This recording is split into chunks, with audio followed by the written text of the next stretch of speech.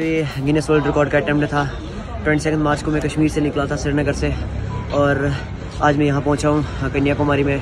जो मैंने प्रेजेंट का वर्ल्ड रिकॉर्ड बीट किया जो 8 days 7 hours and 38 minutes का था, और मैंने ये 8 days 1 hour and 38 minutes में कंप्लीट किया।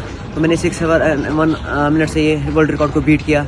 जो मुझे इस पूरे जर्नी का ऑफिशियल स्पॉन्सर था एब्रॉक एग्रो, जिन्होंने मुझे पूरा स्पॉन्सर किया था इस पूरी जर्नी में, और जितने भी इक्विपमेंट्स हमने मंगवाए थे वो सारे एब्रॉक एग्रो ने मंगवाए थे। मैं उनको सबको थैंक यू बोलना चाहूँगा।